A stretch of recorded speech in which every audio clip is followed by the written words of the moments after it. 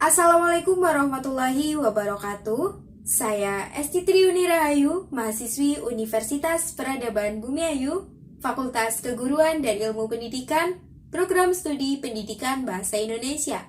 Pada kesempatan kali ini, saya akan memaparkan materi tentang jenis kata, kata depan, penggunaan huruf, penggunaan tanda baca, penulisan partikel, penulisan singkatan, dan penulisan kata ganti.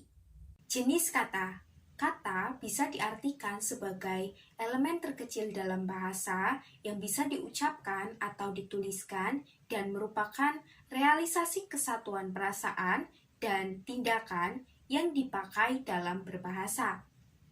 Jenis kata dalam bahasa Indonesia yang akan kita pelajari yang pertama, kata kerja atau verba. Kata kerja atau verba merupakan jenis kata yang memiliki fungsi menerangkan sebuah tindakan, pengalaman, dan keberadaan atau bentuk aktivitas dinamis lainnya. Contohnya, makan, minum, lari, dan lain sebagainya.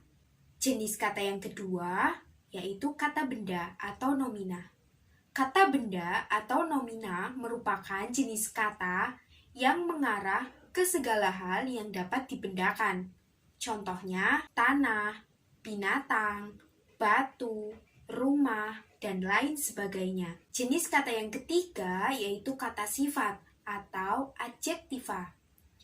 Kata sifat atau adjektiva merupakan jenis kata yang dipakai untuk menerangkan sifat atau kondisi suatu hal, seperti makhluk hidup, benda, tempat, waktu, ataupun yang lainnya.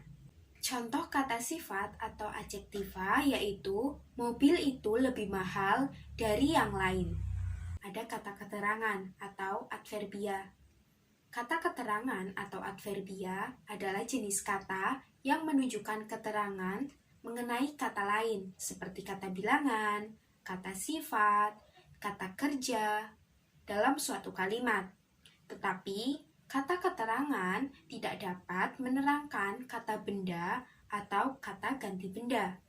Contohnya, banyak, sedikit, cukup, kira-kira, selalu, sering, jarang, dan kadang-kadang. Jenis kata selanjutnya yaitu kata ganti atau pronomina. Kata ganti atau pronomina terdiri dari 3 jenis. Yang pertama, pronomina penunjuk, kedua pronomina persona, dan yang ketiga pronomina penanya. Pronomina penunjuk yaitu ini, itu, sana, sini, begini, begitu. Pronomina persona atau kata ganti orang yaitu aku, dia, kamu, engkau, mereka. Pronomina penanya yaitu apa, bagaimana, kapan, mengapa, dan di mana. Jenis kata yang keenam ada kata bilangan atau bisa kita sebut numeralia.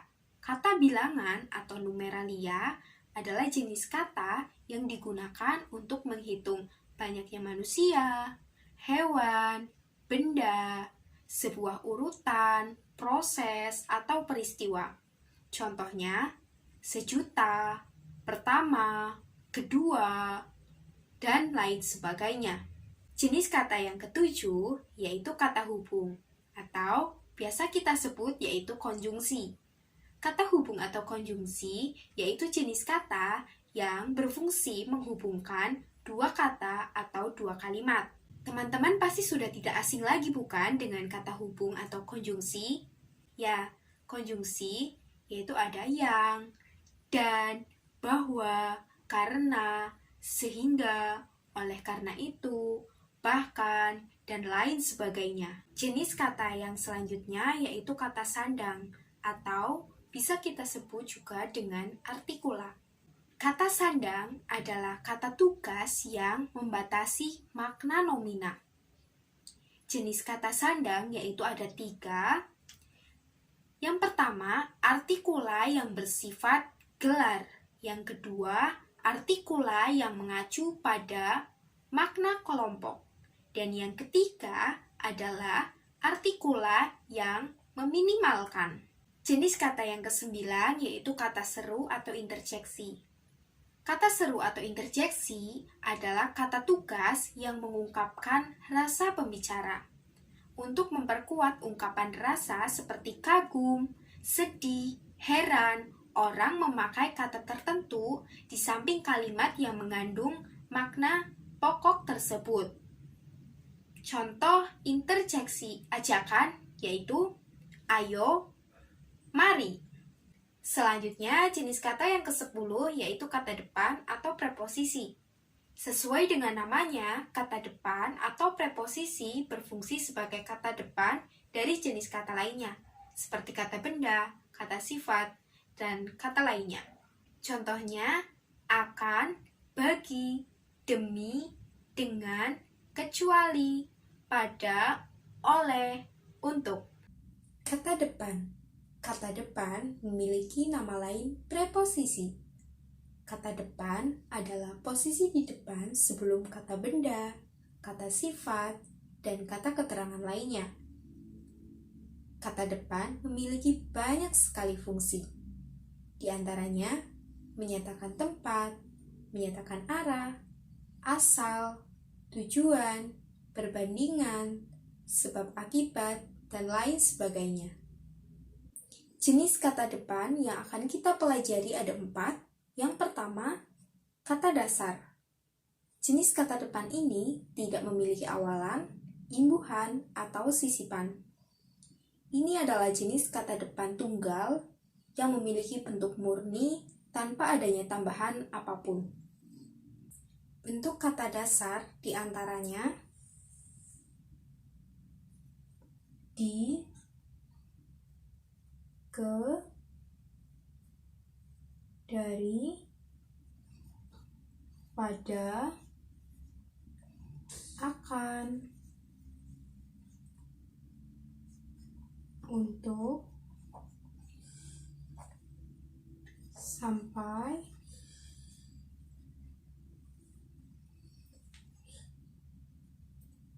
kemudian seperti,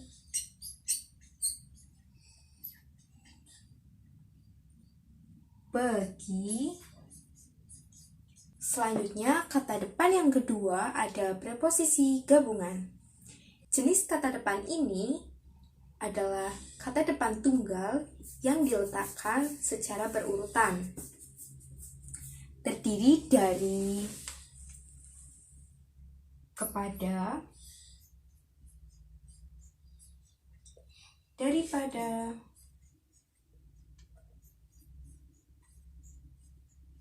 dengan,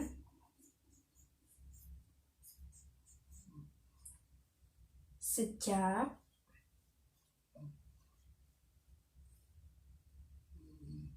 oleh karena itu.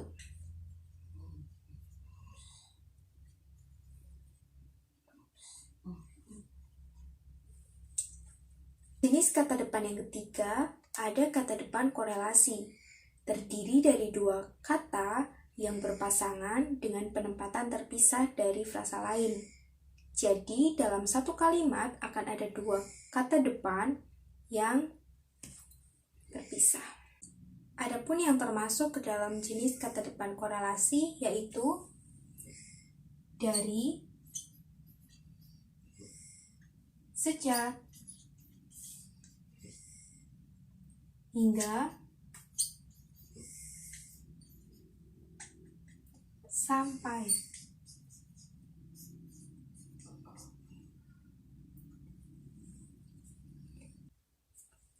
Jenis kata depan yang keempat ada kata berafiks. Jenis kata depan ini mengandung imbuhan yang berkembang sesuai dengan imbuhan yang dipakai dan mempengaruhi kata depan tersebut.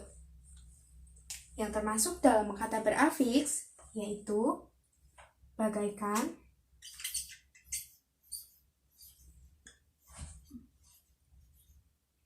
mengenai, beserta, terhadap,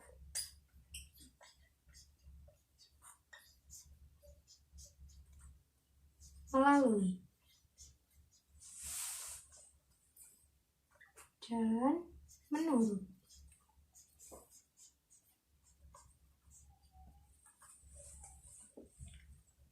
Penggunaan huruf. Dalam ejaan bahasa Indonesia, terdapat 26 huruf dari huruf A hingga huruf Z. Huruf vokal. Menurut Kamus Besar Bahasa Indonesia, huruf vokal adalah huruf yang melambangkan fonem vokal, yaitu A, I, U, E, O. Disebut juga dengan huruf hidup, contohnya api, ulang, itu, emas, oleh.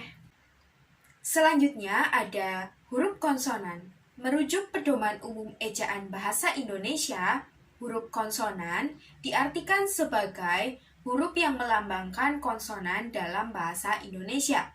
Terdiri dari 21 huruf selain huruf A, I, U, E, O. Contohnya bahasa, sebut, cakap, kaca, dan lain sebagainya. Selanjutnya, huruf diftong. Di dalam bahasa Indonesia terdapat diftong yang dilambangkan dengan AI, AU, dan OI. Contohnya, amboy, aula, saudara. Selanjutnya, gabungan huruf konsonan NY, NG, SY, KH masing-masing melambangkan bunyi konsonan. Contohnya, khusus, akhir, nyata, dan senang. Huruf berikutnya yaitu huruf tebal. Huruf tebal digunakan untuk menegaskan bagian huruf yang sudah ditulis miring. Misalnya huruf DH pada penulisan Ramadan. Berikutnya huruf miring. Penulisan nama buku, majalah, surat kabar di dalam kutipan tulisan yaitu ditulis miring. Misalnya majalah, bahasa, dan kesusastraan. Huruf miring dalam cetakan dipakai untuk menegaskan atau mengkhususkan huruf bagian kata atau kelompok kata. Contohnya, dia bukan menipu, tetapi ditipu. Selanjutnya, penulisan huruf miring dalam cetakan yang ditulis miring pada nama ilmiah atau ungkapan asing, kecuali yang telah disesuaikan ejaannya. Yang terakhir ada huruf kapital. Huruf kapital dipakai sebagai huruf pertama awal kalimat. Contohnya, kita harus bekerja keras. Berarti penulisan huruf K pada kata kita ditulis kapital. Huruf kapital dipakai sebagai huruf pertama unsur nama orang termasuk julukan. Contohnya, Dewi Sartika. Penulisannya Dewi dengan D kapital dan Sartika dengan S kapital. Selanjutnya, huruf kapital dipakai pada awal kalimat dalam petikan langsung. Contohnya, adik bertanya, kapan kita pulang? Berarti penulisan kapan menggunakan K kapital karena itu menunjukkan petikan langsung.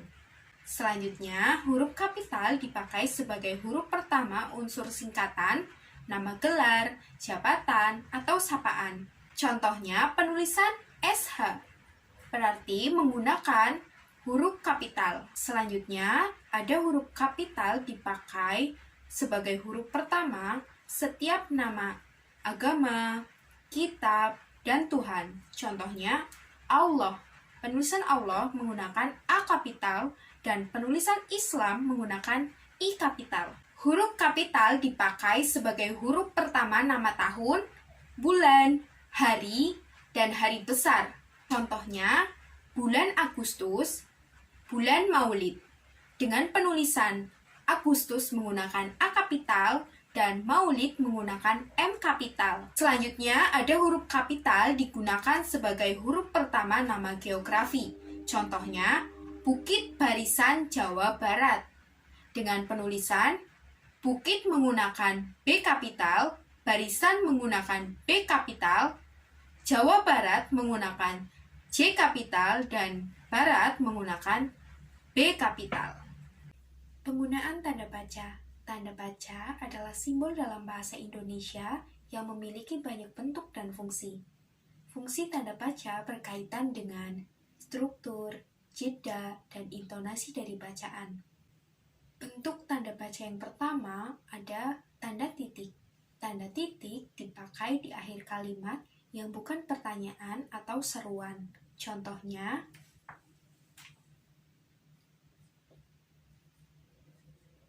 ayahku orang Solo. Bentuk tanda baca yang kedua ada tanda koma. Tanda koma dipakai di antara unsur-unsur suatu perincian atau pembilang. Contohnya,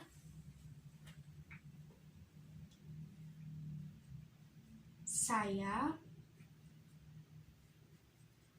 membeli kertas, tinta, dan lem. Tanda baca yang ketiga yaitu tanda baca titik koma.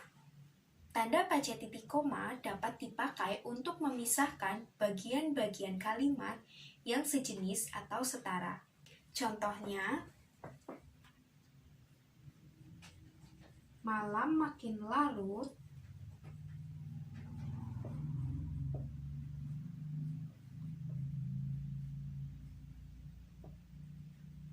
pekerjaan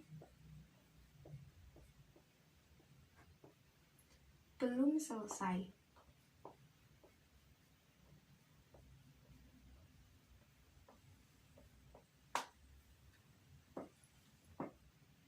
Bentuk tanda baca yang keempat yaitu tanda titik dua. Tanda titik dua dapat dipakai di akhir suatu pernyataan lengkap yang diikuti rangkaian atau perincian. Contohnya, kita sekarang ini memerlukan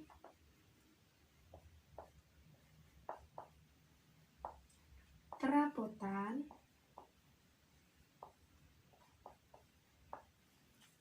rumah tangga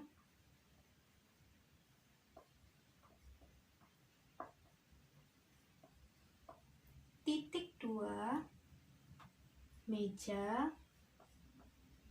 koma, kursi, koma, dan lemari. Titik. Tanda baca yang kelima yaitu tanda hubung.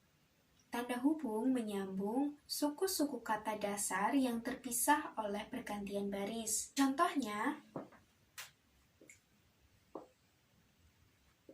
di samping,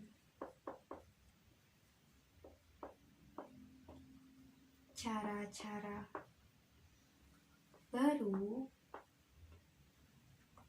pasti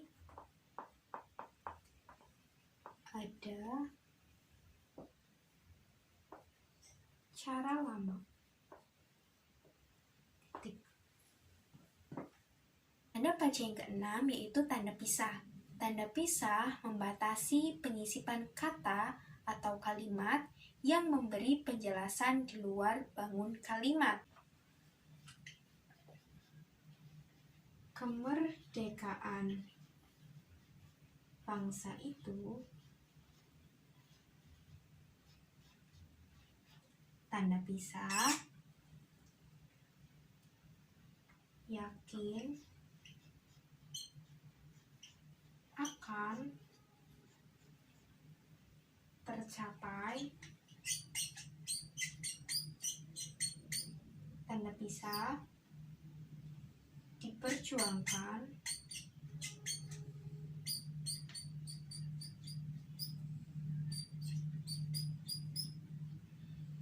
oleh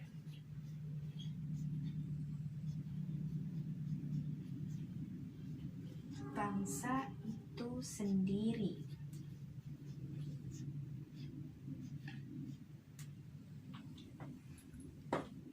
Selanjutnya, tanda baca yang ketujuh yaitu tanda elipsis. Tanda elipsis dipakai dalam kalimat yang terputus-putus. Contohnya, kalau begitu, tanda elipsis, ya,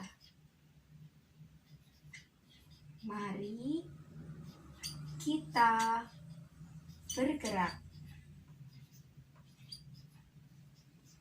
Titik. Tanda baca yang ke-8 yaitu tanda tanya. Teman-teman pasti tahu kan bahwa tanda tanya dipakai di akhir kalimat tanya. Contohnya,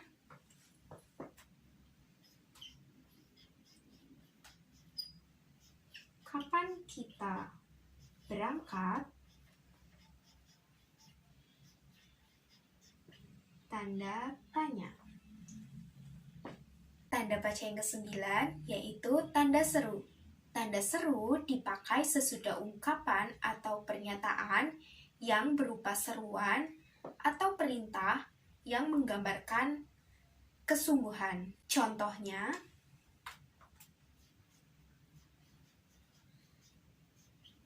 alangkah seramnya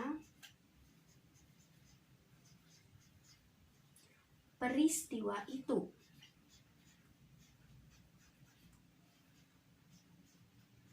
Tanda seru. Tanda baca yang ke-10 yaitu tanda kurung. Tanda kurung mengapit tambahan keterangan atau penjelasan. Contohnya, bagian perencanaan sudah selesai menyusun DIK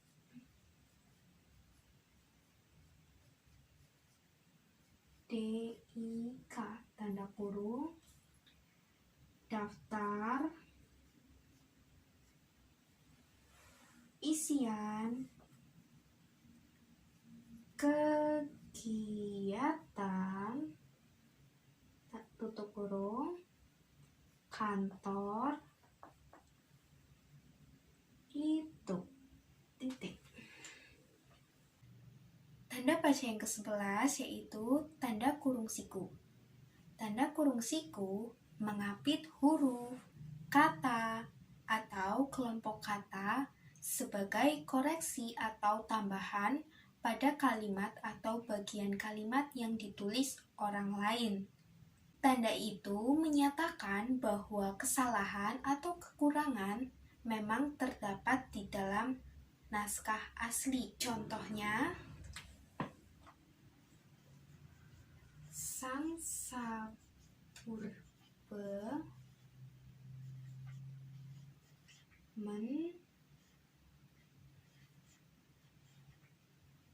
mendengar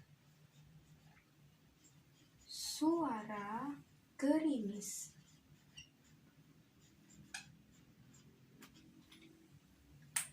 Tanda baca yang ke-12 yaitu tanda petik.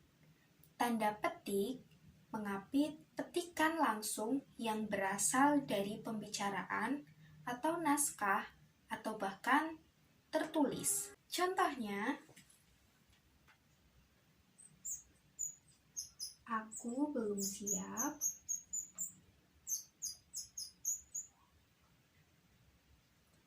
kata Mira. Tunggu sebentar. Sebentar.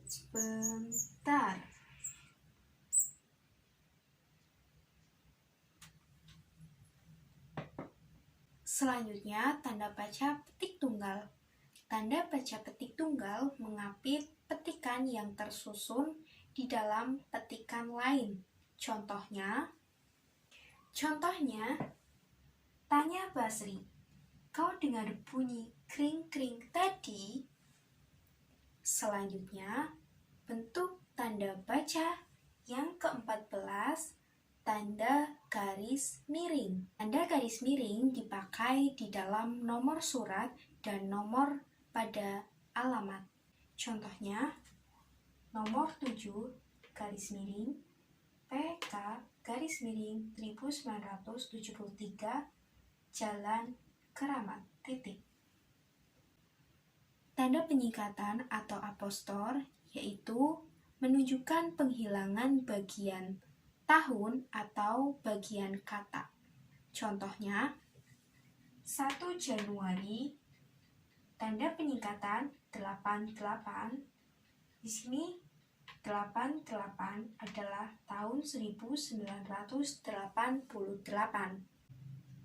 Penulisan partikel. Kata partikel disebut juga dengan kata tugas. Beberapa kata yang termasuk dalam kata partikel yaitu adalah ka, ta, pun, dan per. Penulisan partikel yang pertama ada penulisan partikel lah. Partikel lah biasanya digunakan untuk memperhalus kata perintah, mempertegas kalimat pernyataan, dan mempertegas kata ganti. Partikel lah biasanya ditulis serangkai dengan kata yang mendahulunya, teman-teman. Jadi, penulisannya tidak perlu dipisah. Contoh penulisan partikel lah yaitu capailah cita-citamu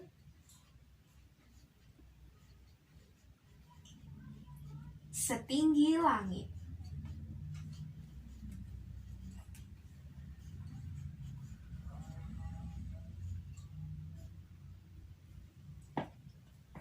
Penulisan partikel yang kedua ada penulisan partikel K. Partikel K sering digunakan untuk kalimat tanya agar lebih baku, tegas, dan halus. Seperti partikel lah, partikel K ditulis serangkai dengan kata yang mendahulunya. Contohnya,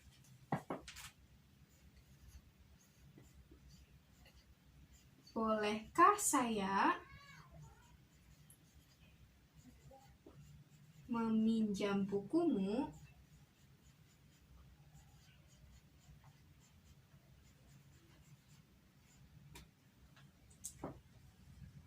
Selanjutnya, penulisan partikel yang ketiga ada penulisan partikel tah. Partikel tah juga ditulis serangkai dengan kata-kata yang mendahulunya, teman-teman. Partikel tah biasanya digunakan untuk pernyataan pada diri sendiri dan tidak membutuhkan jawaban. Nah, partikel ini sudah jarang ditemukan dalam bahasa sehari-hari. Namun, kita dapat menemukannya dalam sastra lama. Contohnya, apatah yang harus aku lakukan?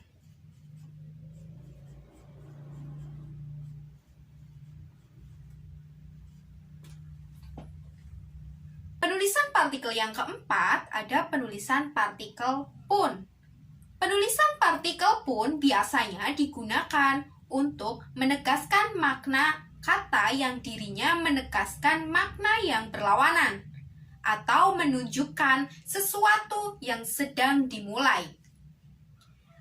Penulisan partikel pun adalah dipisah dengan kata yang mendahulunya. Contoh penulisan dari partikel pun yaitu kalau kita gagal pun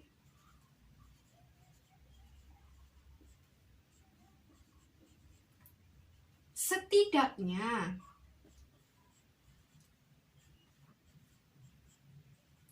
kita sudah berusaha.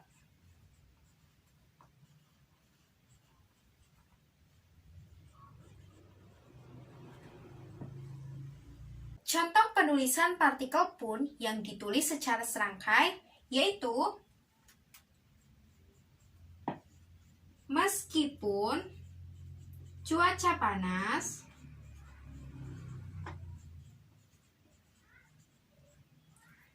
ia tetap semangat. Penulisan partikel yang kelima ada penulisan partikel per. Partikel per berarti demi, tiap, atau mulai, teman-teman. Penulisan partikel per yang tepat adalah dipisah dari kata yang mendahulunya. Contohnya, satu persatu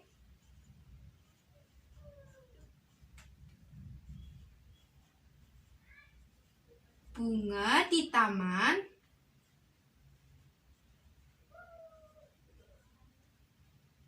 mekar. Penulisan singkatan. Menurut Pedoman Umum Ejaan Bahasa Indonesia yang disempurnakan tahun 2000, yang disusun oleh Panitia Pengembangan Bahasa Indonesia, singkatan ialah bentuk yang dipendekkan yang terdiri atas satu huruf atau lebih. Penulisan singkatan yang pertama ada nama orang. Singkatan dari nama orang, sapaan, gelar, jabatan, dan juga pangkat harus diikuti oleh titik pada setiap unsur singkatannya. Misalnya, diploma 1 menjadi D1 titik.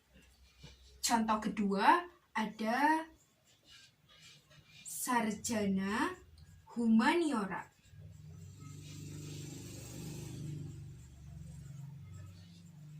menjadi S.Hum.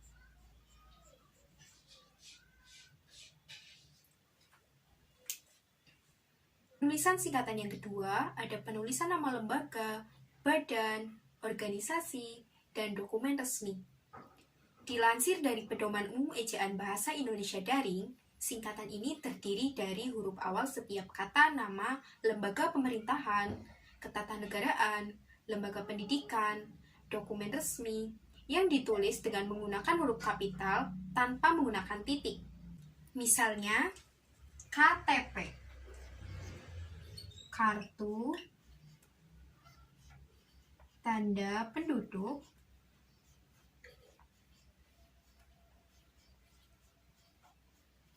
ditulis dengan KTP. Yang kedua ada Undang-Undang Dasar.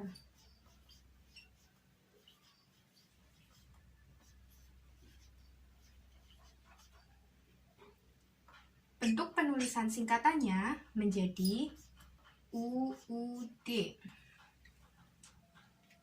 Penulisan singkatan yang ketiga, ada penulisan singkatan 3 huruf bukan nama. Jika suatu singkatan terdiri atas 3 huruf atau lebih, maka singkatan tersebut harus diikuti dengan tanda titik. Contohnya, yang terhormat.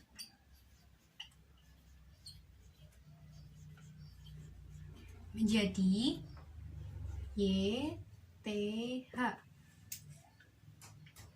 Kemudian, penulisan singkatan yang keempat ada penulisan lambang kimia, ukuran, dan mata uang.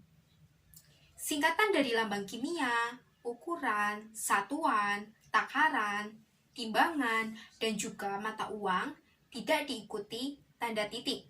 Contohnya,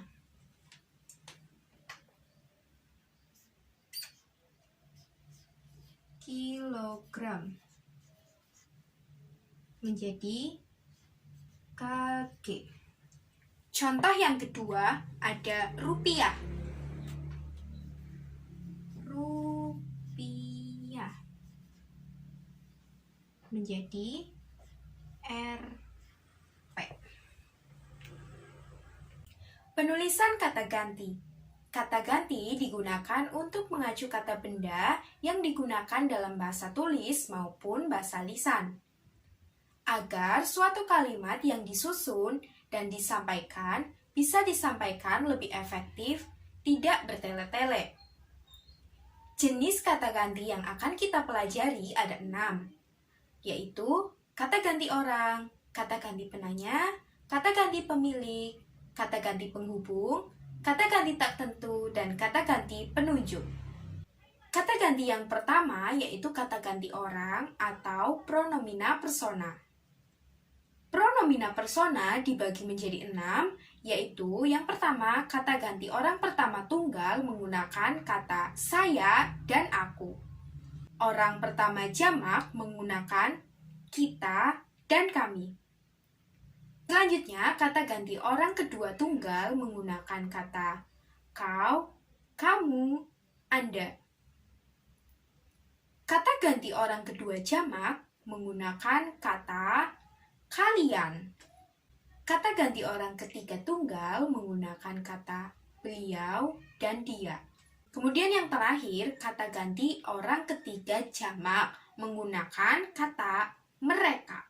Jenis kata ganti yang kedua yaitu kata ganti penanya atau pronomina interrogativa, yaitu penanya orang menggunakan kata siapa dan apa. Penanya tempat menggunakan di mana dan kemana. Penanya waktu menggunakan kapan, dan penanya keadaan menggunakan bagaimana, mengapa, dan kenapa.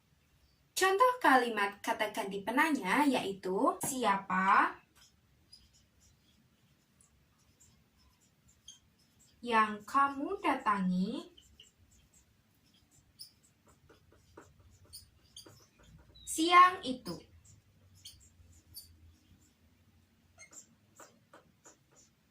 Tanda tanya. Kata ganti yang ketiga yaitu kata ganti pemilik atau pronomina possessiva. Misalnya, ku, mu, nya. Contohnya,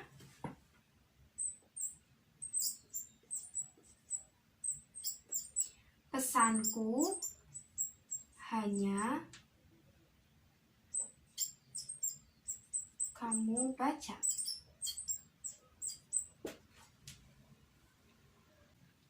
Kata ganti yang keempat yaitu kata ganti penghubung atau pronomina relatif. Contoh kalimatnya, makanan yang sudah dibuang anak itu sebenarnya belum basi. Kata ganti yang kelima yaitu kata ganti tak tentu. Misalnya, seseorang, sesuatu, barang siapa, para, masing-masing, dan lain-lain. Jenis kata ganti yang keenam yaitu kata ganti penunjuk atau pronomina demonstrativa. Kata ganti ini dibagi menjadi 3, yaitu penunjuk umum, penunjuk tempat, dan penunjuk suatu hal. Penunjuk tempat misalnya, sini, sana, di sini, di sana, di situ. Penunjuk umum misalnya, ini, itu. Dan penunjuk yang ketiga yaitu penunjuk suatu hal. Misalnya, begini, begitu. Contoh kalimat kata ganti penunjuk yaitu letakkan saja di situ. Contoh kedua, ini namanya perbuatan yang mengecewakan. Sekian dari saya, kurang lebihnya mohon maaf. Wassalamualaikum warahmatullahi wabarakatuh.